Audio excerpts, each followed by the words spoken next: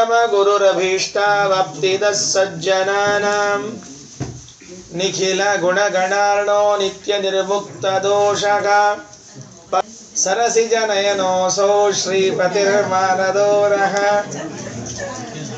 अशेषवाग्जाड्यबलापहन्त्री नवं नवं स्पष्टसुवाक्प्रदायिनी ममेघजिह्वाग्रसुरङ्गनर्तकी भवप्रसन्ना वदने च मे श्रीः व्याप्तिर्यस्य निजे निजेन महसा पक्षे सपक्षे स्थितिः व्यावृत्तिश्च विपक्षतोऽथ विषये सक्तिर्न वै बाधिते नैवास्ति प्रतिपक्षयुक्तिरतुलं शुद्धं प्रमाणं समे भूयात् तत्त्वविनिर्णयाय भगवान् आनन्दतीर्थो मुनिः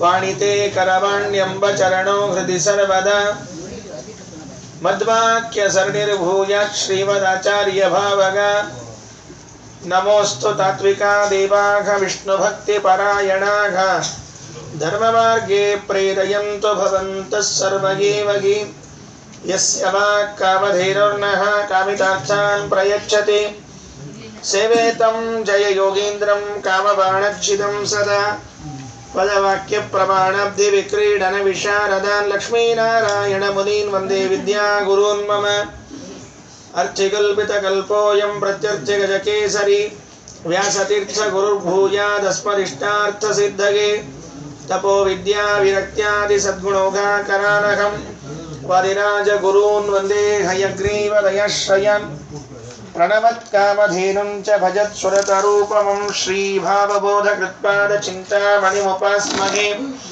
मोकोऽपि यत्प्रसादेन मुकुन्दशयनायते राजराजायते रिक्तो राघवेन्द्रं तमाश्रये आसेतो रातुषारद्रेः युदिशो जितवन्मुहुः सत्यध्यानगुरुः पातु यतीन्द्रैरपि पूजितः सत्याभिद्यकराब्जोत्थान् पञ्चाशद्वर्षपूजकान् सत्यप्रमोदतीर्थार्यान् नौमिन्याय सुधारतान् बन्धुस्त्वं गुरुरिष्टदैवतमिति त्वत्पादपङ्केरुहं प्राप्तं मां परिपालयेति सततं याचे निबद्धाञ्जलिः चित्तं मद्गुणदोषचिन्तनविधौ नूनं मनाङ्मा कृच्छाः श्रीसत्यात्मगुरो त्वदङ्घ्रियुगलं हित्वा न मे सद्गतिः वैकुण्ठरामो यम्बुवरे स्वयमेव स्वपूजकं रघुप्रियार्य योगीन्द्रं नौमि सज्ञानसिद्धये वैष्णवोत्तमकुलैः परिभाव्यं वाञ्छितार्थफलदं रमणीयं पापजालपरिहारसमर्थं मुद्गलाङ्घ्रिसरसेरुहमीडे पृथ्वीमण्डलमध्यस्थाः पूर्णबोधमतानुगाः वैष्णवा विष्णुहृदयाः तान् नमस्ये गुरून् मम आपादमौलिपर्यन्तं गुरूणामाकृतिं स्मरेत तेन विघ्नाः प्रणश्यन्ति सिद्ध्यन्ति च मनोरथाः हरिकथामृतसार गुरुಗಳ ಕರುಣದಿಂದ ಪನಿತು ಬೇಡುವೆ ಪರಮ ಭಗವದ್ಭಕ್ತರಿದನಾದರದಿ ಕೇಳುವುದು ಶ್ರೀರಮಣಿಕರ ಕಮಲ ಪೂಜಿತ ಚಾರು ಚರಣ ಸರೋಜ ಬ್ರಹ್ಮ ಸಮೀರ ವಾಣಿ ಫಣೀಂದ್ರವೀಂದ್ರ ಭವೇಂದ್ರ ಮುಖ ವಿನುತ ನೀರಜ ಭವಾಂಡೋದಯ ಸ್ಥಿತಿ ಕಾರಣ ನಿಕೈವಲ್ಯದಾಯಕ ನಾರಸಿಂಹನಿ ನಮಿಪೆ ಕರುಣಿಪುರಿ ಮಗೆ ಮಂಗಳವ ಜಲಜ್ಯೇಷ್ಠ ದಿವಾಕರಂ ಜಗದೀಶ ಪದಶ್ರಿತಂ ಜಗತೀತಲ ವಿಖ್ಯಾತಂ ಜಗನ್ನಾಥ ಗುರುಂ ಭಜೆ. 29ನೇ ಪದ್ಯದಲ್ಲಿ ದಾಸರು ಭಗವಂತನ ತುಂಬ ಸುಂದರವಾದ ಮಹಿಮೆಯನ್ನು ತಿಳಿಸ್ತಾ ದೋಷಗಂಧ ವಿದೂರ, ನಾನಾ ವೇಷಧಾರಕ, ಈ ಜಗತ್ರಯ ಪೋಷಕ, ಪುರಾತನ ಪುರುಷ ಪುರುಹೂತ ಮುಖ ವಿನುತ, ಶೇಷವರ ಪರ್ಯಂಕ ಶಯನ ವಿಭೀಷಣ ಪ್ರಿಯ ವಿಜಯ ಸಕ ಸಂತೋಷಪಡಿಸುವ ಸುಜನರಿಗಿಷ್ಟಾರ್ಥಗಳ ಪೂರೈಸಿ. ನಿನ್ನೆ ಕೊನೆಯದಾಗಿ ಈ ಪದ್ಯವನ್ನು ಪ್ರಾರಂಭ ಮಾಡ್ತಾ ಇದ್ದೆವು. ಅದರಲ್ಲಿ ನೋಡ್ತಾ ಇರುವಾಗ ದೋಷಗಂಧ ವಿದೂರ. ದೋಷಗಂಧ ವಿದೂರ ಅಂದ್ರೆ ಏನರ್ಥ? ವಿದೂರ ಅಂದ್ರೆ ದೂರ, ಬಹಳ ದೂರ. ಅದು ದೂರ ಅನ್ನೋ ಶಬ್ದಕ್ಕೇನೆ ದೂರ ಅಂತ ಅರ್ಥ ಇದ್ದಾಗ ವಿದೂರ ಅಂತ ಹೇಳಿದ್ರಿಂದ ಇನ್ನೂ ದೂರ ಅಂತನೋ ಅರ್ಥ ಬಂತು. ದೋಷಗಂಧ ವಿದೂರ. ದೇವರು ದೋಷ ದೂರ ಅಂತ ಹೇಳಬೇಕು, ದೋಷಗಂಧ ದೂರ ಅಂತ ಹೇಳಬೇಕು. ಗಂಧ ಅನ್ನೋ ಶಬ್ದಕ್ಕೆ ಅರ್ಥ ಏನು?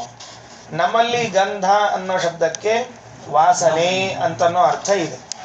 ದೋಷ ಗಂಧ ವಿದೂರ ಅಂದ್ರೆ ದೋಷದ ವಾಸನೆಯೂ ಇಲ್ಲದವನು ಅಂತ ಅರ್ಥ ಹೇಳ್ಬೇಕಾ ದೇವರಿಗೆ, ಅಥವಾ ಏನಂತ ಅರ್ಥ ಹೇಳಬೇಕು?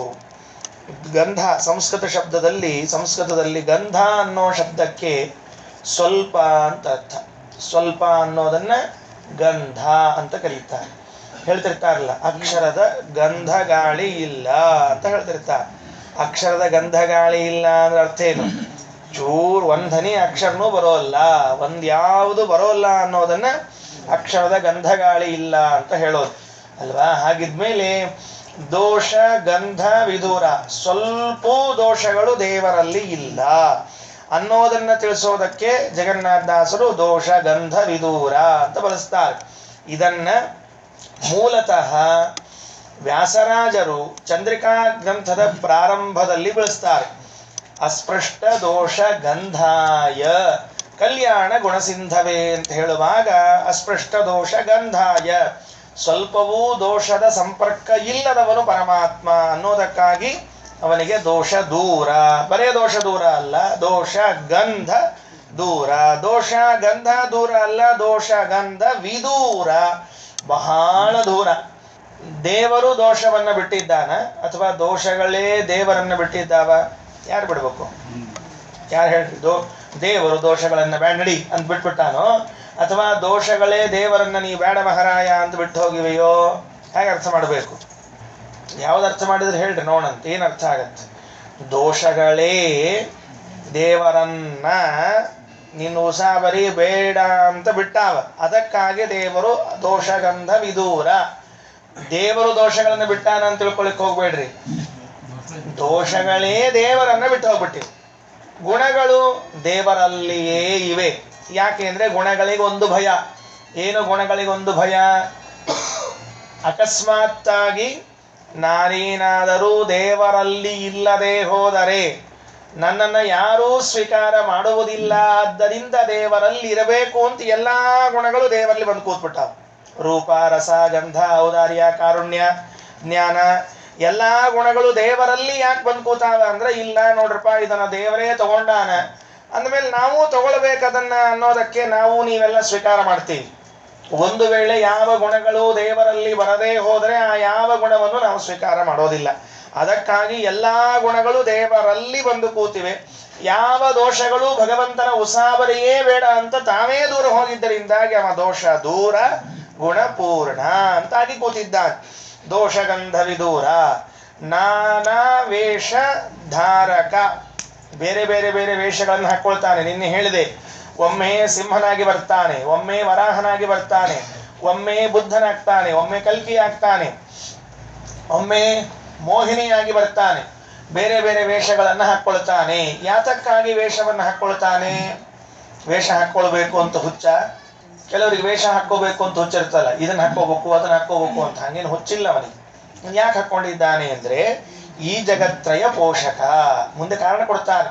ಈ ಜಗತ್ತನ್ನ ಪೋಷಿಸಬೇಕು ಅನ್ನುವ ಉದ್ದೇಶದಿಂದಾಗಿ ದೇವರು ನಾನಾ ವೇಷಗಳನ್ನು ಧರಿಸ್ತಾನೆ. ಮೋಹಿನಿ ವೇಷವನ್ನು ಧರಿಸಿದ. ಯಾತಕ್ಕಾಗಿ ಧರಿಸಿದ ಅಂದ್ರೆ ದೇವತೆಗಳನ್ನ ಪೋಷಿಸಬೇಕಾಗಿದೆ. ದೇವತೆಗಳಿಗೆ ಅಮೃತವನ್ನ ಕೊಟ್ಟು ಪೋಷಣೆಯನ್ನ ಮಾಡಬೇಕು ಅನ್ನುವ ಉದ್ದೇಶದಿಂದ ಆ ವೇಷವನ್ನು ಧರಿಸಿದ್ದೇ ವಿನಃ ಬೇರೆ ಇನ್ಯಾವುದಕ್ಕಾಗಿ ಅಲ್ಲ. ಆದ್ದರಿಂದ ನಾನಾ ಈ ವೇಷಧಾರಕ, ಈ ಜಗತ್ರಯ ಪೋಷಕ. ಪುರಾತನ ಪುರುಷ. ಪುರಾತನ ಪುರುಷ ಅಂದ್ರೆ ಏನು? ಬಹಳ ಪುರಾತನ ಕಾಲದ್ದು ಅಂತ ಹೇಳ್ತಿರ್ತಾರೆ ನೋಡಿ. ಪುರಾತನ ಕಾಲದ್ದು ಅಂದ್ರೆ ಏನು? ಹಳೆಯದು. ನಮ್ಮಲ್ಲಿ ಮನೆಯಾಗ ತೋರಿಸ್ತಿರ್ತಾರೆ ಈ ನೀಲಾಂಜನ ಬಹಳ ಪುರಾತನ. ಅದನ್ನ ಯಾಕೆ ಹೇಳಬೇಕು? ತೊಳಿಲಿಕ್ಕಾಗಿರಂಗಿಲ್ಲ, ಬೆಳಗಾಗಿರಂಗಿಲ್ಲ, ಹುಣಸೆಹಣ್ಣು ಹಚ್ಚಿರಂಗಿಲ್ಲ, ಕರಿ ಕರಿ ಕರಿ ಆಗಿರ್ತದೆ. ಎಷ್ಟು ಪುರಾತನ ಗೊತ್ತೇನ್ರಿ? ನಮ್ಮ ಅತ್ತೆಯವರು ಪುರಾತನ ಪುರುಷ. ಬಹಳ ಹಳಿದು ಅಂದ್ರೆ ಯಾವುದನ್ನ ತೊಳೆದಿರಂಗಿಲ್ಲ, ಬೆಳೆದಿರಂಗಿಲ್ಲ, ಕರಿ ಕರಿ ಆಗಿ ತಬ್ಬಿಗಳು ಇರ್ತಾವೆಲ್ಲ ಪುರಾತನಗಳು. ಹಂಗೇನು ಪುರಾತನ ಅಂದ್ರೆ ಅಲ್ಲ, ಪುರಾತನ ಅಂತ ಕರೆಯುವಂಗಿಲ್ಲ. ಪೂರ್ವಂ ಪ್ರೋಕ್ತಂ ತನಃ ಅದ್ಯತನ ಉಚ್ಯತೆ. ಪುರಾತನ ಶಬ್ದದಲ್ಲಿ ಎರಡು ಶಬ್ದ ಇದೆ. ಪುರ ಅಂದ್ರೆ ಪೂರ್ವ ಅಂತ ಅರ್ಥ, ತನ ಅಂದ್ರೆ ಇವತ್ತು ಅಂತ. ಪೂರ್ವ ಇವತ್ತು ಅಂದ್ರೆ ಅವತ್ತು ಇವತ್ತು ಇದ್ದವನು ಪುರಾತನ. ಹೀಗೆ ಅರ್ಥ ಮಾಡ್ಕೋಬೇಕು ಅದನ್ನ. ಪುರಾತನ ಅಂದ್ರೆ ಏನ್ ಮಾಡ್ಬೇಕು? ಯಾವುದೋ ಹಳೆ ಕಾಲದ್ದು ಅರ್ಜುನ್ ಕಾಲದ್ದು ಅಂತ ಅರ್ಥ ಅಲ್ಲ. ಪುರಾ ಅಂದ್ರೆ ಹಿಂದಕ್ಕೆ, ತನ ಅಂದ್ರೆ ಇವತ್ತು. ತನೋ ಅದ್ಯತನ ಉಚ್ಚತೆ. ಸಂಸ್ಕೃತದಲ್ಲಿ ತನ ಅಂದ್ರೆ ಅದ್ಯತನ ಅಂದ್ರೆ 4 ಅಕ್ಷರದ್ದು ಅದ್ಯತನ ಅಂತ. ಮೊದಲಿನ 2 ಅಕ್ಷರ ಬಿಟ್ಟು ಕೊನೆಯ ಅಕ್ಷರಗಳನ್ನು ಜೋಡಿಸ್ಯಾರ. ಹಂಗೆ ಮಾಡ್ತಿರ್ತಾರೆ ಸಂಸ್ಕೃತದೊಳಗೆ. ಆ ತರಹದ ಕ್ರಮಗಳವ. ಅದರಿಂದ ಪುರಾ ಅಂದ್ರೆ ಹಿಂದಕ್ಕೆ, ತನ ಅಂದ್ರೆ ಇವತ್ತು. ಪುರಾತನ ಅಂದ್ರೆ ಅವತ್ತು ಇವತ್ತು ಇದ್ದ ಪುರುಷನಾದ್ರಿಂದ ಪುರಾತನ ಪುರುಷ ಅಂತ ಅರ್ಥ. ಇಲ್ಲದೆ ಹೋದ್ರೆ ಪುರಾತನ ಪುರುಷ ಅಂದ್ರೆ ಎಂದೋ ಒಂದ್ ದಿವಸ ಅವ ದೇವರಿದ್ದ, ಮುಂದ್ ಮರುದಿವ್ಸ ಇದ್ದಿದ್ದೇ ಇಲ್ಲ, ನಮಗ ಅವಂಗೇನು ಉಸಾಬರಣೆ ಇಲ್ಲ ಅಂತ ಹಿಂಗೆ ಅರ್ಥ ಮಾಡ್ಲಿಕ್ಕೆ ಹೋಗ್ಬಾರ್ದು. ಪುರಾತನ ಪುರುಷ. ಪುರುಹೂತ ಮುಖ ವಿನೂತ. ಇಂದ್ರದೇವರೇ ಮೊದಲಾದವರಿಂದ ವಿನೂತ ಸ್ತೋತ್ರ ಮಾಡಿಸಿಕೊಂಡವನು. ಶೇಷ ವರ ಪರ್ಯಂಕ ಶಯನ. ನಿನ್ನೆ ಹೇಳಿದೆ, ನಾ ಈ ಶಬ್ದಾರ್ಥ ಹೇಳಿದ್ದೇನೆ. ಶಯನ ಅಂದ್ರೆ ಮಲಗೋದು. ಕೂತಲ್ಲೇ ಮಲಗಬೇಡ್ರಿ. ದೇವರದನ್ನ ಹೇಳಿದ, ನೀವು ಕೂತಲ್ಲೇ ಮಲಗ್ಲಿಕ್ಕೆ ಹೋಗ್ಬೇಡ್ರಪ್ಪ. ಮತ್ತೇನ್ ಮಾಡ್ಬೇಕು? ಪರ್ಯಂಕ ಶಯನ, ಹಾಸಿಗೆ ಹಾಕೊಂಡು ಮಲ್ಕೊಳ್ರಿ. ಆ ಹಾಸಿಗೆ ಹೆಂಗಿರ್ಬೇಕು? ವರ ಪರ್ಯಂಕ ಶಯನ, ಶ್ರೇಷ್ಠವಾದ ಹಾಸಿಗೆ ಇರಬೇಕು. ಕುರ್ಲಾನ್ ಅಂತ ಕರೀತಾರ ನೋಡ್ರಿ ಪಾಪ. ಕುರ್ಲಾನ್ ಅಂತ ಕರಿತಿರ್ತಾರಲ್ಲ, ಅದು ಅಡ್ವರ್ಟೈಸ್ಮೆಂಟ್ ನೋಡಿರ್ಬೇಕ್ರಿ ಪಾಪ. ಅದ್ರ ಮೇಲೆ ಮಲ್ಕೊಂಡಿದ್ದಿರಂತ ಬಾಜುಕಿನ ಮನೆ ಹುಡುಗನ್ ಕರ್ಕೊಂಡು ಹೋಗ್ಬಿಟ್ಲಂತ ಹೆಣ್ಮಗಳು. ನಮ್ಮ ಹುಡುಗನ್ ಕರ್ಕೊಂಡು ಹೋಗೋ ಬದ್ಲಿ ಬಾಜುಕಿನ ಮನೆ ಹುಡುಗನ್ ಕರ್ಕೊಂಡು ಹೋಗ್ಬಿಟ್ಲಂತ. ಯಾಕ? ನಮ್ಮ ಹಾಸಿಗೆ ಮೇಲೆ ನೀವು ಮಲ್ಕೊಂಡಿಲ್ಲ. ನಿಮ್ಮ ಹಾಸಿಗೆ ಮೇಲೆ ಮಲ್ಕೊಂಡ್ರೆ ಹೇಳಂಗೇ ಇಲ್ಲ ನಾವು. ಅಂತ ಹಾಸಿಗೆ ಅವೆಲ್ಲ. ಅದಕ್ಕೆ ವರ ಪರ್ಯಂಕ ಶಯನ, ಶ್ರೇಷ್ಠವಾದ ಹಾಸಿಗೆ. ದೇವರಿಗೆ ಯಾವುದು ಶ್ರೇಷ್ಠವಾದ ಹಾಸಿಗೆ? ಶೇಷ ವರ ಪರ್ಯಂಕ ಶಯನ. ಎಷ್ಟು ಶಬ್ದ ಹಾಕ್ಯಾರ ನೋಡ್ರಿ. ಶೇಷದೇವರೇ ಶ್ರೇಷ್ಠವಾದ ಹಾಸಿಗೆಯಾಗಿ ಉಳ್ಳವನು ಪರಮಾತ್ಮ. ಆದ್ರಿಂದ ಶೇಷ ವರ ಪರ್ಯಂಕ ಶಯನ. ಹೌದು, ಎಲ್ಲ ಬಿಟ್ಟು ಹಾವು ಯಾಕೆ ಹಾಸಿಗೆ ಮಾಡಿ ಮಲ್ಕೊಂಡನವ? ಯಾವ ಹಾಸಿಗೆ ಸಿಕ್ಕಿಲ್ ಕಾಣಿಸ್ತಾವ ಅವಂಗ. ಹಾಸಿಗೆ ಬರೋಬ್ಬರಿ. ಅವಂದು ಗಾಡಿ ಯಾವ್ದಪ್ಪ? ಪೆಟ್ರೋಲ್ ಇಲ್ಲ ನೋಡ್ರಿ. ಒಟ್ಟ ಎಂಥ ಶಣ ನಮ್ ದೇವ್ರಂದ್ರ. No petrol, no gas, no diesel. ಗರುಡ ಸುಂಪ ಅವನ ಪಾಡಿಗೆ ಅವ ಊಟ ಮಾಡ್ತಿರ್ತಾನ. ಯಾರ ಮನೆಯಾಗ ಹಸ್ತೋದಕ ನೈವೇದ್ಯ ಆಗ್ತಿರ್ತದ, ಅವ ಅಲ್ಲಿ ನೈವೇದ್ಯ ತಗೋತಾನ. ಇವ್ ವಾಹನ. ದೇವ್ರ ಇಷ್ಟು ಬುದ್ಧಿವಂತ ಅಂದ್ರ ಯಾರ್ದೋ ಮನ್ಯಾಗ ನೈವೇದ್ಯ ಊಟ, ತಮ್ಮ ಮನ್ಯಾಗ ಕೆಲಸ, ಹಿಂಗ್ ವ್ಯವಸ್ಥಿತ ಇಟ್ಕೊಂಡ್ಬಿಟ್ಟಾನ. ಅದಕ್ಕ ಅವರು ಶೇಷ ದೇವರು ಗರುಡ ದೇವರು ಇವನ್ನೆಲ್ಲ ಮಾಡ್ಕೊಂಡು ಇಟ್ಕೊಂಡಾನ. ಅವ್ರದೆಲ್ಲ ಒಂದು ಸಾಧನೆ. ಅದು ಏನ್ ಸಾಧನೆ ಅಂದ್ರೆ ಅನನ್ಯ ಲಭ್ಯವಾದ ಸಾಧನೆ. ದೇವರನ್ನ, ಬ್ರಹ್ಮದೇವರ ಆಯುರ್ಮಾನ ಮುಗಿಯೋಷ್ಟು ಕಾಲ ತನ್ನ ಮೇಲೆ ಮಲಗಿಸ್ಕೊಂಡಿರ್ಬೇಕಲ್ಲ. ಸುಮ್ಮನೆ ಆಗತ್ತ? ಯಾರೋ ಮಕ್ಕಳು ನಮ್ಮ ತೊಡೆ ಮೇಲೆ ಮಲಗಿರ್ತಾರೆ, ಒಂದು ಅರ್ಧ ಗಂಟೆ ಕಾಲ್ ಜುಮ್ ಹಿಡಿತು, ತಲೆಗಿಳಿಸ್ರಿ ಮೊದಲು ಅಂತ ತಲೆಗಿಳಿಸ್ತೀವಿ ಅವನ್ನ ಅಲ್ವಾ? ಶೇಷದೇವರು ತಮ್ಮ ಮೈ ಮೇಲೆ ಪರಮಾತ್ಮನನ್ನ ಇಡೀ ಬ್ರಹ್ಮದೇವರ ಶೇಷದೇವರು ಬಂದಾರ ಬ್ರಹ್ಮದೇವರ ಪ್ರಳಯ ಮುಗಿಯೋವರೆಗೂ ಕೂಡ ಮಲ್ಕೊಂಡಿರ್ಬೇಕಲ್ಲ.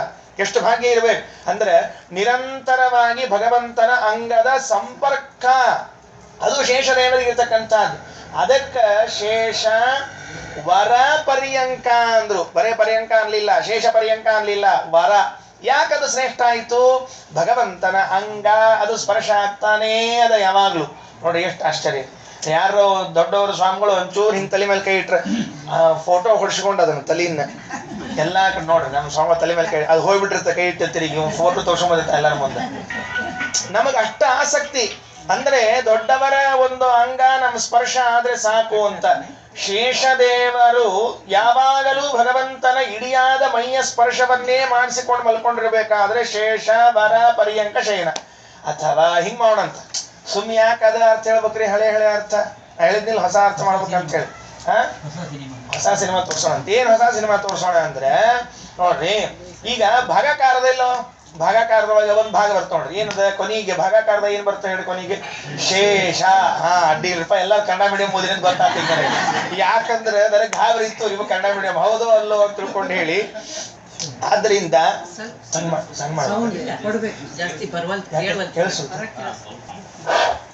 ಶೇಷ ಅಂದ್ರೆ ಭಾಗ, ಉಳಿದದ್ದು.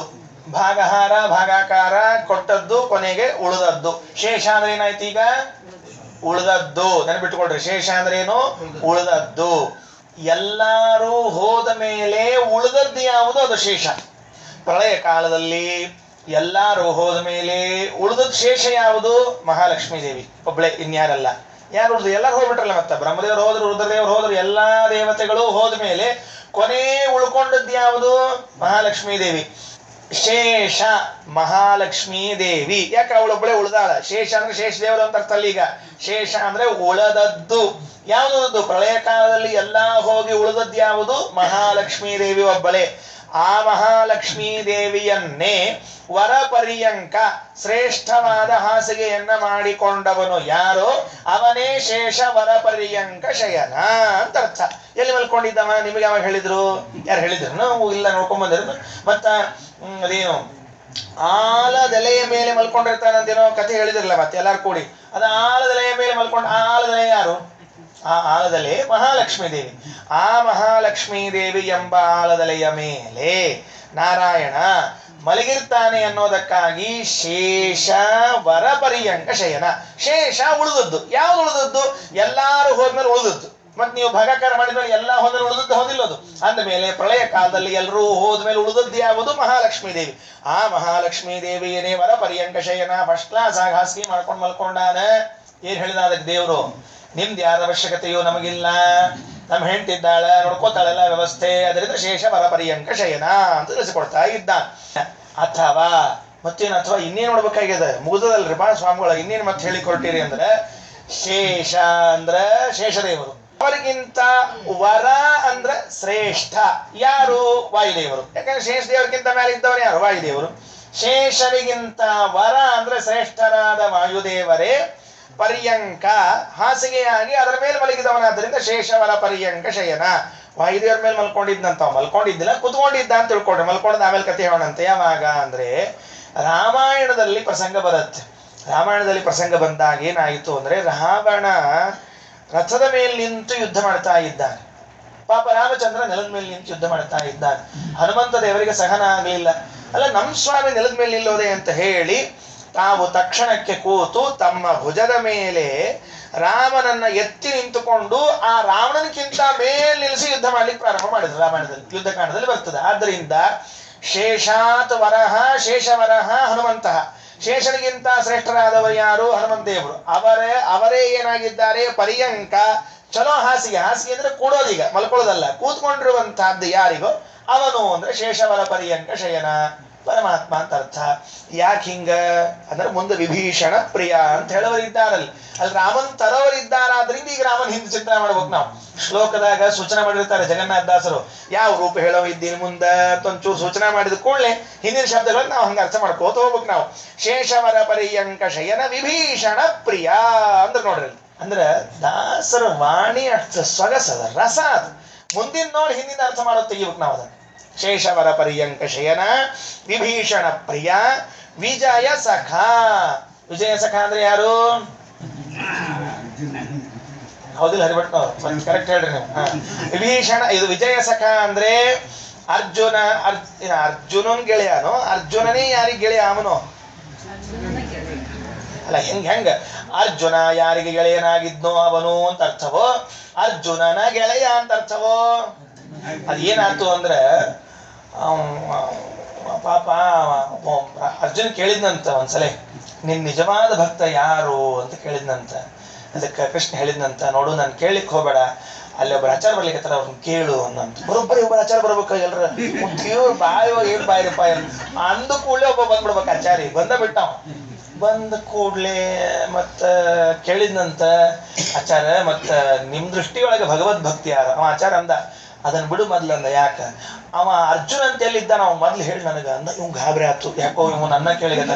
ಯಾಕ್ರಿ ಆಚಾರ ಅರ್ಜುನ್ ಏನ್ ಸಮಸ್ಯೆ? ಏನಿಲ್ಲ, ನಮ್ಮ ಸ್ವಾಮಿನ ಒಬ್ಬೊಬ್ರು ಒಂದೊಂದೊಂದೊಂದು ಕೆಲಸ ಮಾಡಿಸ್ಕೊಂಡ್ರೆ ಇಷ್ಟು ಸಿಟ್ಟು ಬಂದದ ಹೇಳ್ತೀನಿ.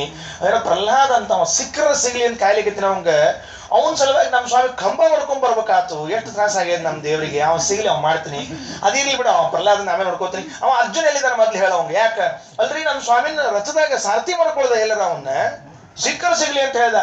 ಇಲ್ಲ, ಅವ ಮುನಿ ಊರಾಗಿದ್ದಾನೆ ಹೋಗ್ರಿ ಅಂತ ಕಳಿಸ್ಬಿಟ್ಟ. ಕೃಷ್ಣಿಗೆ ಬಂದು ಹೇಳ್ದ, ಯಾಕಪ್ಪ ಅವನ್ ಬೆನ್ನ ಹಚ್ಚಿದ್ ನನಗ ಅಂತ. ಯಾವ ವ್ಯಕ್ತಿಗೆ ನಾನು ದೊಡ್ಡ ವ್ಯಕ್ತಿ ಅಂತ ತಲೆಗೆ ಬಂದಿರ್ತದೋ ಅಂಥವ್ರಿಗೆ ಹೀಗೆ ಮಾಡ್ತಿರ್ತೀನಿ ಅಂತ ಹೇಳಿದ್ನಂತೆ. ಅರ್ಜುನಿಗೆ ಹಾಗೆ ಅನಿಸಿತ್ತಂತೆ, ನಾನು ದೊಡ್ಡವನು, ನಾನೇ ಮಹಾಭಕ್ತ ಅಂತ ಅನಿಸಿತ್ತಂತೆ. ಅದಕ್ಕೆ ಅರ್ಜುನ ಯಾರನ್ನ ಗೆಳೆಯನನ್ನಾಗಿ ಮಾಡಿಕೊಂಡಾದ್ದಾನೆ ಅವ ಅಲ್ಲ, ಅರ್ಜುನನಿಗೆ ಯಾರು ಗೆಳೆಯನಾಗಿದ್ದಾನೋ ಅವ. ದೇವ್ರು ಅನ್ಕೊಂಡಂತೆ ಅರ್ಜುನ ನನಗೆ ಗೆಳೆಯನಾಗಿರ್ಲಿ ಅಂತ ಅನ್ನೋದಕ್ಕಾಗಿ ಗೆಳೆಯನಾದ. ಇಲ್ಲೇ ಇದ್ರೆ ಯಾರಿಗೆ ಗೆಳೆಯನಾಗಬೇಕು?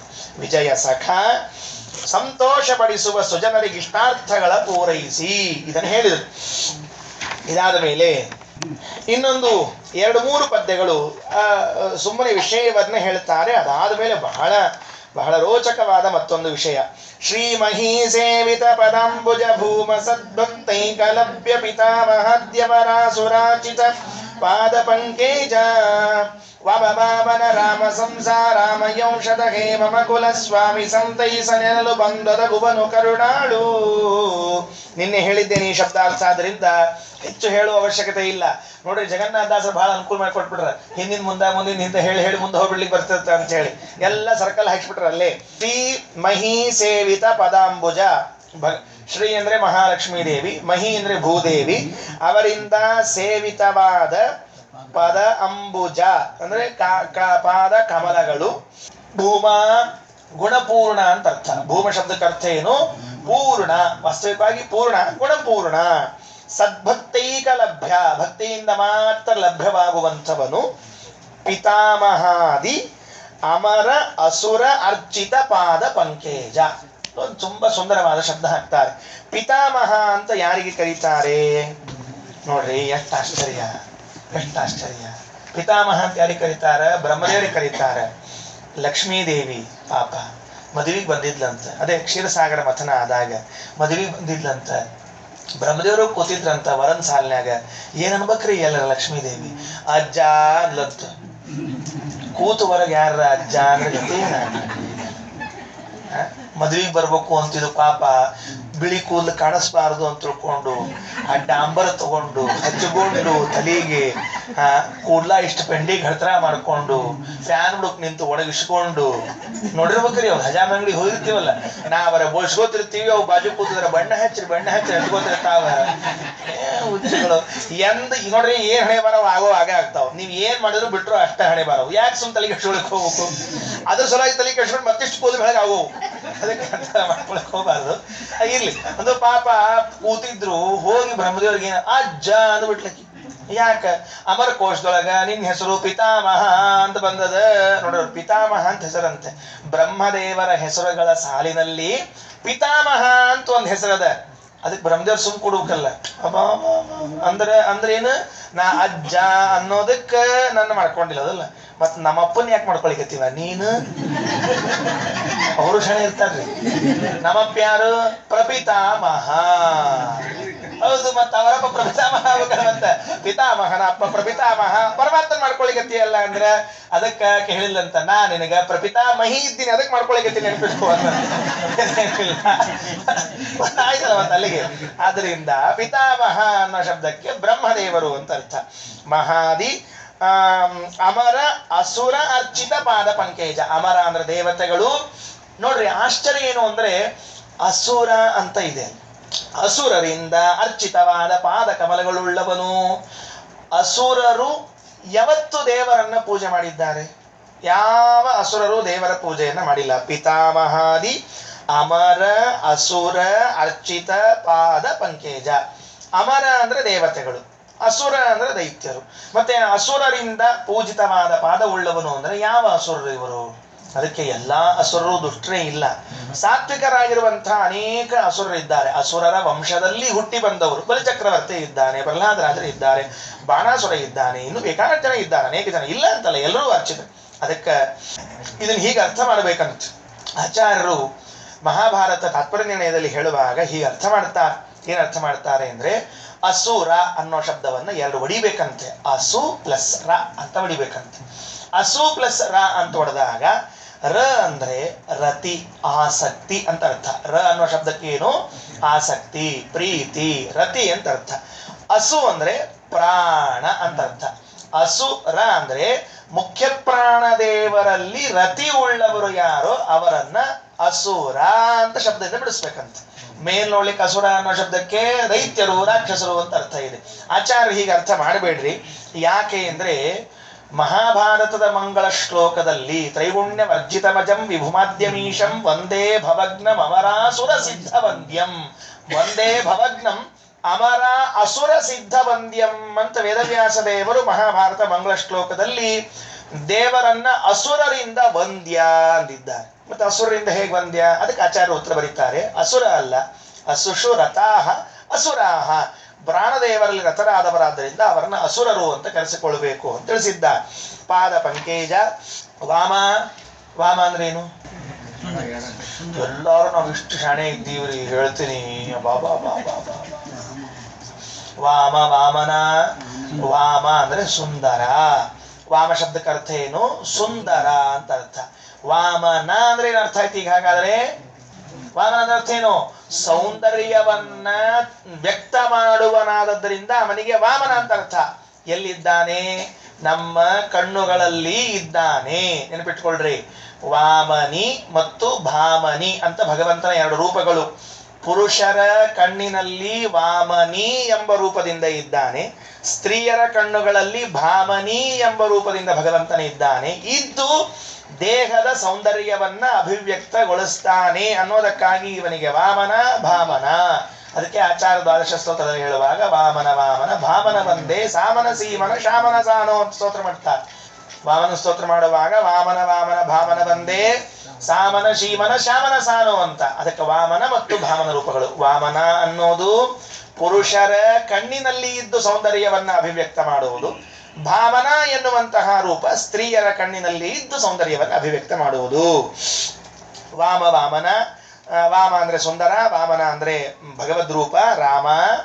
ಸಂಸಾರ ಆಮಯ ಔಷಧ. ಸಂಸಾರವೆಂಬ ಅದೇನು ಆಮಯ ಅಂದ್ರೆ ರೋಗ, ಅದಕ್ಕೆ ಔಷಧನಾಗಿರುವಂಥವನೇ. ಹೇ ಮಮ ಕುಲಸ್ವಾಮಿ, ನಮ್ಮಪ್ಪ ತೈಸು ಅಂತ ಹೇಳಿದಾಗ ಭಗವಂತ ಸಂರಕ್ಷಣೆಯನ್ನು ಮಾಡ್ತಾನೆ ಅಂತ ಹೇಳಿದರು. ನೋಡ್ರಿ, ದೇವರು ಎಷ್ಟು ಆಶ್ಚರ್ಯ ಅಂತ ಹೇಳಿದ್ರೆ, ನಮ್ಮ ಪುಣ್ಯವನ್ನ ನಮಗೇ ಕೊಡಬೇಕು, ನಮ್ಮ ಭಾಗ್ಯವನ್ನ ನಮಗೇ ದಕ್ಕಿಸ್ಬೇಕು ಅನ್ನೋದಕ್ಕಾಗಿ ಒಂದು ರೂಪದಿಂದ ಕಾಯ್ತಾ ಇರ್ತಾನಂತೆ. ಧನುಜ ದಿವಿಜನೊಳಿದ್ದವರವರನುಸರಿಸಿ ಕರ್ಮಗಳ ಮಳ್ಪನು ಜನನ ವರ್ಣಾದ್ಯಖಿಲ ದೋಷ ವಿದೂರ ಎಮ್ಮೊಡನೆ ಜನಿಸುವನು ಜೀವಿಸುವ ಸಂರಕ್ಷಣೆಯ ಮಾಡುವನೆಲ್ಲ ಕಾಲದಿ ಧನವ ಕಾಯ್ದಿಗ ಸರ್ಪನಂತ ನಿಮಿತ್ತ ಬಾಂಧವನು. ಧನುಜ ದಿವಿಜರೊಳಿದ್ದು, ದೇವತೆಗಳು ದೈತ್ಯರಲ್ಲಿ ಇದ್ದು ಅವರವರ ಅನುಸರಿಸಿ ಕರ್ಮಗಳನ್ನು ಮಾಡ್ಪನು.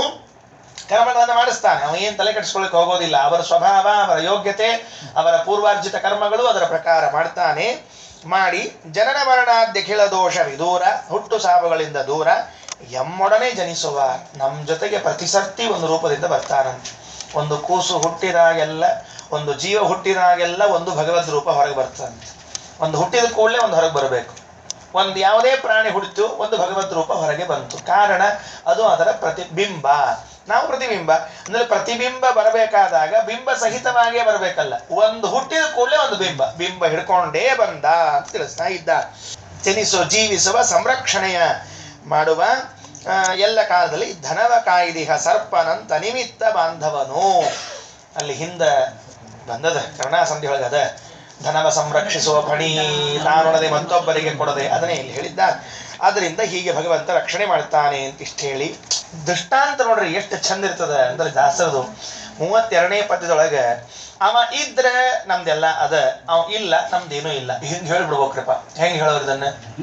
ಅಷ್ಟು ಇಷ್ಟ ಆಚಾರ, ಇದಕ್ಕಿಂತ ಹೆಚ್ಚು ಹೇಳ್ಬೇಕು. ಅವಂದಿದ್ರೆ ಅದ, ಇಲ್ಲ ಅಂದ್ರೆ ಇಲ್ಲ, ಇಷ್ಟು ಹೇಳ್ಬಿಟ್ರೆ ಮುಗಿದು ಹೊತ್ತು. ಅದನ್ನ ಎಷ್ಟು ಚಂದ ದೃಷ್ಟಾಂತ ಕೊಡ್ತಾರ ಅವರು. ಬಿಸರುಹಾಪ್ತಾಗ ಸದಿತಾನುದಯಿಸಲು ವೃಕ್ಷಗಳ ನೆರಳು ಪಸರಿಸು ಇಳೆಯೊಳಗೆ ಅಸ್ತಮಿಸಲ್ಲೀನಿಪವು ಶ್ವಸನ ಮುಖ್ಯಮರಂತರಾತ್ಮಕ ನಶನೊಳೆದಿರು ತಿಪ್ಪದು ಜಗತ್ರಯ ಬಸರೊಳಿಂಬಿಟ್ಟೆಲ್ಲ ಕರ್ಮವ ತೊರ್ಪನೊರ್ಪಳಿಗೆ. ಬಿಸಿರುಹ ಆಪ್ತ, ಕಮಲದ ಆಪ್ತ ಅಂದ್ರೆ ಸೂರ್ಯ. ಅವನು ಆಗಸದಿ ತಾನು ಉದಯಿಸಲು, ಸೂರ್ಯೋದಯ ಆತು ಅಂದ್ರೆ ನೋಡ್ರಿ ಹೆಂಗ್ ಹುಡುಕ್ಯಾರ ನೋಡ್ರಿ ದಾಸರು. ಕ್ಯಾಮ್ರಾ ಹಿಡ್ಕೊಂಡು ನಿಂತಿರ್ಬೇಕು ಪಾಪ ಅವ್ರು, ಪ್ರಾಯಶಃ ಜಗನ್ನಾಥ ದಾಸರು. ಹಿಂಗ್ ನೋಡ್ಕೊಂಡು ಇದನ್ನ ದೃಷ್ಟಾಂತ ಕೊಡೋಣ ಅಂತ ಇಟ್ಕೊಂಡು, ಬಿಸಿರುಹ ಆಪ್ತ ಆಗಸದಿ ತಾನು ಉದಯಿಸಲು ವೃಕ್ಷಗಳ ನೆಳಲು ಪಸರಿಸುವವು ಇಳೆಯೊಳಗೆ. ಗಿಡದ ನೆರಳೆಲ್ಲ ಕಾಣಿಸ್ಲಿಕ್ಕೆ ಶುರುವಾಗ್ತದೆ. ಅವ ಉದಯಿಸಿದ್ಕೊಳ್ಳಿ ನೆರಳು ಕಾಣಿಸ್ಲಿಕ್ಕೆ ಶುರುವಾಗ್ತದೆ. ದಿವಸ ನೋಡ್ತಿರ್ತೀವಿ ನಾವಿದನ್ನು. ದಾಸರ ದೃಷ್ಟಾಂತ ಕೊಟ್ರು. ಮೇಲೆ ಸೂರ್ಯೋದಯ ಆಯಿತು, ನೆರಳಲ್ಲಿ ಕಾಣಿಸ್ಲಿಕ್ಕೆ ಶುರುವಾಯಿತು. ಆದ ನೆರಳೆಲ್ಲ ಹೋಯ್ತು, ಅಲ್ಲಲ್ಲೇ ಲೀನಿಪವು, ಎಲ್ಲಿ ಹೋದ್ರೂ ಗೊತ್ತಿಲ್ಲ, ಇದ್ದಕ್ಕಿದ್ದಂಗೆ ಗಾಯಬ್. ಹಾಗೆಯೇ ಭಗವಂತ ಇದ್ರೆ ನಮ್ದೆಲ್ಲ ಆಟ. ಭಗವಂತ ಇಲ್ಲ ಅಂತಾದರೆ ಹಂಗಾಗಲ್ಲ. ಸುಮ್ಮ ಹಂಗೆ ಹೇಳ್ತಿರ್ಬೇಕು. ವ್ಯತಿರೇಕ ವ್ಯಾಪ್ತಿ ಒಂದು ಹೇಳ್ಬೇಕಲ್ಲ, ಮತ್ತೆ ಬರೀ ಅನ್ವಯ ವ್ಯಾಪ್ತಿ ಅಷ್ಟು ಹೆಂಗೆ ಹೇಳಬೇಕು. ಅಕಸ್ಮಾತ್ ಅಂತ ಇಟ್ಕೊಳ್ರಿ, ದೇವರು ಅದೃಶ್ಯನಾಗಿ ಬಿಟ್ರೆ, ಅವನ ಸಂಕಲ್ಪ ಇಲ್ಲದೆ ಹೋದರೆ ನಮ್ಮದೇನು ನಡೆಯುವುದಿಲ್ಲ. ಬಿಸರು ಹತ್ತ ಆಗಸದಿ ತಾನು ದಯಿಸಲು ವೃಕ್ಷಗಳ ನೆಳಲು ಪಸರಿಸುವವು ಇಳೆಯೊಳಗೆ ಅಸ್ತಮಿಸೇ ಅಲ್ಲಲ್ಲೇ ಲೀನಿಸುವವು. ಅವ ಅಸ್ತಮಿಸಿಬಿಟ್ರೆ ಅಲ್ಲಲ್ಲೇ ಹೋಗ್ಬಿಡ್ತದ. ಶ್ವಸನ ಮುಖ್ಯವರ ಅಂತರಾತ್ಮಕನು, ಅವ ಆತ್ಮನ ವಶದೊಳಿರುತ್ತಿಪ್ಪದು ಜಗತ್ರಯ, ಅವನ ವಶದಲ್ಲಿ ಇರ್ತಕ್ಕಂಥದ್ದಾಗಿದೆ. ಬಸರೊಳು ಇಂಬಿಟ್ಟೆಲ್ಲ ಕರ್ಮವ ತೋರ್ಪನೋಳ್ಪರಿಗೆ, ತನ್ನ ಹೊಟ್ಟೆಯಲ್ಲಿ ಇಟ್ಕೊಂಡು ಇದರಿಗೂ ಕರ್ಮವನ್ನು ತೋರಿಸ್ತಾನೆ. ಇದಾದ ಮೇಲೆ ತ್ರಿಭುವನೈಕಾರಾಧ್ಯ ಲಕ್ಷ್ಮೀ ಸುಭುಜಯುಗುಣ ಲಿಂಗಿತಾಂಗ ಸ್ವಭು ಸುಖಾತ್ಮ ಸುವರ್ಣ ವರ್ಣ ಸುಪರ್ಣ ವರವಹನ ಅಭಯದಾನಂ ತರ್ಕ ಶಶಿ ಸನ್ನಿಭ ನಿರಂಜನ ನಿತ್ಯದಲ್ಲಿ ತನಗಭಿನಮಿಸುವರಿಗೀವ ಸರ್ವರ್ಥಗಳ ತಡೆಯದಲೇ. ತ್ರಿಭುವನ ಏಕಾರಾಧ್ಯ, ಮೂರು ಲೋಕದಲ್ಲೂ ಅವನನ್ನ ಆರಾಧನೆ ಮಾಡುವಂಥವರು ಬೇರೆ ಯಾರೂ ಇಲ್ಲ. ಅಂದ್ರೆ ಅವನ್ ಬಿಟ್ಟು ಇನ್ಯಾರನ್ನ ಆರಾಧನೆ ಮಾಡೋ ಹಂಗಿಲ್ಲ. ಲಕ್ಷ್ಮೀ ಸುಭುಜ ಯುಗಳ ಆಲಿಂಗಿತ ಅಂಗ, ಮಹಾಲಕ್ಷ್ಮೀ ದೇವಿಯಿಂದ ಆಲಿಂಗಿತವಾದ ಭುಜಗಳು ಉಳ್ಳವನು. ನಿರಂತರವಾಗಿ ಲಕ್ಷ್ಮೀ ದೇವಿಯನ್ನ ಯಾವಾಗ ನಿರಂತರ ಅಂದ್ರೆ ಯಾವಾಗಲೂ ಆಲಿಂಗನ ಮಾಡ್ಕೊಂಡು ಕೂತ್ರೆ ಗತಿ ಏನ್ ಮುಂದೆ ಅಂದ್ರೆ ಪ್ರಳಯ ಕಾಲದಲ್ಲಿ ಅಂತ ಅರ್ಥ. ಲಕ್ಷ್ಮೀ ಭುಜಾಂತರಗತ ಸ್ವರತೋಪಿ ಚಾಗ್ರೇ, ಆಚಾರ್ಯರು ಮಹಾಭಾರತ ಹೇಳ್ತಾರೆ, ಪ್ರಳಯ ಕಾಲದಲ್ಲಿ ಮಹಾಲಕ್ಷ್ಮೀ ದೇವಿಯನ್ನ ಗಟ್ಟಿಯಾಗಿ ಆಲಿಂಗನ ಮಾಡಿಕೊಂಡು ಮಲ್ಕೊಂಡಿದ್ದಾನೆ. ಸ್ವಭೂ, ತಾನಾಗಿ ಉತ್ಪನ್ನನಾಗ್ತಾನೆ. ಸುಖಾತ್ಮ, ಸುಖ ಸ್ವರೂಪನಾಗಿದ್ದಾನೆ. ಸುವರ್ಣ ವರ್ಣ, ಬಂಗಾರದ ಮೈಬಣ್ಣ. ಸುಪರ್ಣ ವರವಹನ, ಶ್ರೇಷ್ಠವಾದ ಗರುಡನನ್ನೇ ಆಗಲೇ ಹೇಳಿದ್ದೆ. ಅವ ಗರುಡ ವಿಶೇಷ ಬಂದಾಗ ಗರುಡ ಬಂದಿರ್ಬೇಕು, ಇಬ್ರು ಇದ್ದೇ ಇರ್ತಾರೆ. ಅಭಯದ ಅನಂತ ಅರ್ಕ ಶಶಿ ಸನ್ನಿಭ, ಅನಂತ ಸೂರ್ಯರ ಅನಂತ ಚಂದ್ರರ ಕಾಂತಿ ಇದ್ದವನು ದೇವರು. ನೋಡ್ರಿ ಈ ಶಬ್ದಗಳ ಅರ್ಥ. ಎರಡು ಹೆಂಗಾಗಬೇಕವ, ಒಂದ ಸೂರ್ಯನಂತೆ ಇರಲಿ, ಇಲ್ಲ ಚಂದ್ರನಂತೆ ಇರಲಿ. ಅನಂತ ಅರ್ಕ, ಅನಂತ ಶಶಿ ಸನ್ನಿಭ. ಯಾರು ಭಗವಂತನ ದ್ವೇಷ ಮಾಡ್ತಾರೋ ಅವರಿಗೆ ಅನಂತ ಅರ್ಕ, ಉರಿ ಸೂರ್ಯ. ಯಾರು ಭಗವಂತನಲ್ಲಿ ಭಕ್ತಿಯನ್ನ ಮಾಡ್ತಾರೋ ಅವರು ಅನಂತ ಶಶಿ ಸನ್ನಿಭ. ಅದನ್ನು ಎರಡನ್ನು ಸೇರಿಸ್ಬಿಟ್ರಲ್ಲಿ. ನಿರಂಜನ ಅಂದ್ರೆ ಏನು? ದೋಷರಹಿತ, ನಿತ್ಯದಲ್ಲಿ ತನಗೆ ಅಭಿನಮಿಸುವರಿಗೆ ಈವ ಸರ್ವಾರ್ಥಗಳ ತಡೆಯದಲೇ. ಈವ ಸರ್ವಾರ್ಥಗಳನ್ನ ತಡೆಯದೇ ಕೊಟ್ಬಿಡ್ತಾನೆ ಪರಮಾತ್ಮ ಅಂತ ತಿಳಿಸ್ತಾ ಇದ್ದಾರೆ. ಇದು ಸಾಮಾನ್ಯವಾದ ವಿಷಯವನ್ನ ಹೇಳಿ, ಇನ್ನು ಮುಂದೆ ಅಂದ್ರೆ 34, 35, 36, 37 4 ಪದ್ಯಗಳು ಒಂದೇ ವಿಷಯ. ಏನು ಒಂದೇ ವಿಷಯ ಅಂದ್ರೆ, ಅಕಸ್ಮಾತ್ತಾಗಿ ನಾವು 116 ವರ್ಷ ಅಂದ್ರೆ 120 ವರ್ಷ ತಗೊಳ್ಳಿ ಸದ್ಯಕ್ಕೆ. ಮನುಷ್ಯನಿಗೆ ಕಲಿಯುಗದಲ್ಲಿ ಎಷ್ಟು ವರ್ಷ ಆಯಸ್ಸು? 120 ವರ್ಷ ಇದ್ರ ಅಂತ ಇಟ್ಕೋಬೇಕು. 120 ವರ್ಷ ಹೇಳಿರ್ತಾರ ಅವ್ರು. 120 ವರ್ಷ ಹೇಳ್ತಾರೆ. ಯಾರೋ ಒಬ್ಬ ಬಿಸಣಿಕೆ ಮಾಡ್ಲಿಕ್ಕಂತ ಇದು 100 ವರ್ಷ ಗ್ಯಾರಂಟಿ ಅನ್ನೋ. ಬಿಸಣಿಕೆಗೆ 100 ವರ್ಷ ಗ್ಯಾರಂಟಿ ಅನ್ನೋ. ಒಬ್ಬ ಶ್ರೀಮಂತ ತಗೊಂಡವ. ಅವ ಅಂದ 100 ವರ್ಷನ ಇರ್ಲಿ ಬಿಡಪ್ಪ ಚಲೋ ಆತ ಅಂದ. ಮುಂದೆ 2 ನಿಮಿಷಕ್ಕೆ ಹಿಂಗಂದ ಲಟಕದ ಮುರಿದ ಹೋಗ್ಬಿಡುತ್ತೆ. ಅವ ಅಂದ, ಎಷ್ಟು ಮೋಸ ನನಗೆಲ್ಲರ ಕರಿ ಏನ್ ಕರಿದ ಬಿಸಣಿಕೆ ಮಾಡೋಣ ಕರೆದವ. ಏನೋ ಅಂದ, ಅಲ್ರಿ ಏನ್ ಹೇಳಿದ್ದಿ 100 ವರ್ಷ ಅಂದಿದ್ದಿ, ಹಿಂಗ ಅಂದ್ಕೊಳ್ಳೆ ಮುರಿದು ಹೋಗ್ಬಿಡ್ತಲ್ಲ. ಸ್ವಾಮಿ ನೀವ್ ಹೆಂಗ್ ಬಿಸ್ಕೊಂಡ್ರಿ ಹೇಳ್ರಿ ಅಂದ. ಹಿಂಗ್ ತೊಗೊಂಡು ಹಿಂಗ ಹಂಗಲ್ಲ ತರ್ಲಿ ಅಂತ ಹೇಳಿದ. ಅದನ್ನ ಹಿಂಗ್ ಹಿಡ್ಕೋಬೇಕು, ನಿಮ್ ತಲಿ ಹಿಂಗ್ ಅದನ್ನ ಹಿಂಗ್ ಮಾಡಬಾರ್ದು. ಹಂಗ್ ಮಾಡಿದ್ರೆ ಮುರಿದೇ ಹೋಗ್ತದೆ. ಅದು 100 ವರ್ಷ ಬದುಕ್ಬೇಕಾದ್ರೆ, ಬೀಸಣಿಕೆ 100 ವರ್ಷ ಬದುಕ್ಬೇಕಾದ್ರೆ ನೀವ್ ಹಿಂಗ್ ಹಿಡ್ಕೊಂಡು ಅದ್ರ ಒಂದ್ ತಲೆ ಹಿಂಗ್ ಅಳಾಡ್ಸ್ಬೇಕು. ಇದ್ದೇ ಇರ್ತದೆ 100 ವರ್ಷ. 120 ಅದಕ್ಕೆ ಹೇಳೋದು ಇದ್ರ ಅಂತ ಇಟ್ಕೊಂಡಿರ್ಬೇಕು. ಅದಕ್ಕೆ 120 ವರ್ಷ ಇದ್ರೆ 3 ಭಾಗಗಳು ಅದನ್ನು ಭಾಗ ಮಾಡ್ತಾರೆ. ಪ್ರಾತಃ ಸವನ, ಮಾಧ್ಯಾಹ್ನ ಸವನ, ಸಾಯಂ ಸವನ. ಇದು ಛಾಂದೋಗ್ಯ ಉಪನಿಷತ್ತಿನಲ್ಲಿ ಬಿಟ್ಕೊಳ್ರಿ. ಛಾಂದೋಗ್ಯ ಉಪನಿಷತ್ತಿನಲ್ಲಿ ಬರುವಂತಹ ಸುಂದರವಾದ ವಿಷಯ. ನಾವು ಯಾವ ಯಜ್ಞದಲ್ಲಿ ಇದ್ದೇವೆ? ಪ್ರಾತಃ ಸವನ ಬೆಳಗಿನ ಜಾವದ ಯಜ್ಞದಲ್ಲಿ ಇದ್ದೇವ, ಮಧ್ಯಾಹ್ನ ಕಾಲದ ಯಜ್ಞದಲ್ಲಿ ಇದ್ದೀವ, ಸಾಯಂಕಾಲದ ಯಜ್ಞದಲ್ಲಿ ಇದ್ದೀವ, ಅಥವಾ ಅವಭೃತ ಸ್ನಾನ ಅಂದ್ರೆ ಮರಣ, ಅವೃತ ಸ್ನಾನದಲ್ಲಿ ಇದ್ದೀವ. ಯಜ್ಞವನ್ನು ಮುಗಿಸಿ ಸ್ನಾನ ಮಾಡ್ಕೊಂಡು ಹೋಗ್ಬಿಡ್ಬೇಕಂತೆ. ಯಜ್ಞ ಪ್ರಾತಃ ಸವನ, ಮಾಧ್ಯಾಹ್ನ ಸವನ, ಸಾಯಂ ಸವನ, ಅವಭೃತ 4 ಇವೆ. ಅದನ್ನ ಇಷ್ಟಿಷ್ಟು ವರ್ಷಗಳಿಗೆ ಒಂದೊಂದು ಯಜ್ಞ ಪ್ರಾತಃ ಸವನ ಇಷ್ಟು ವರ್ಷ, ಮಧ್ಯಾಹ್ನ ಸವನ ಇಷ್ಟು ವರ್ಷ, ಸಾಯಂ ಸವನ ಇಷ್ಟು ವರ್ಷ ಅಂತ ಹೇಳ್ತಾ. ಎಷ್ಟು ಚೆನ್ನಾಗಿದೆ. ಯಾರು ಹೇಳಲ್ಲ ಈ ವಿಷಯಗಳು, ನಿಮಗೆ ಸಿಗೋದೇ ಇಲ್ಲ. ಕವಿಗಳಿಂದಲಿ ತಿಳಿದು ಪ್ರಾತಃ ಸವನ ಮಾದ್ಯಂದಿನವು ಸಾಯಂ ಸವನಗಳವಸು ರುದ್ರ ಆದಿತ್ಯರೊಡು ನಾದಿಸುವ ಪವನನೊಳು ಕೃತಿ ಜಯ ಸುಮಾಯಾಧವನ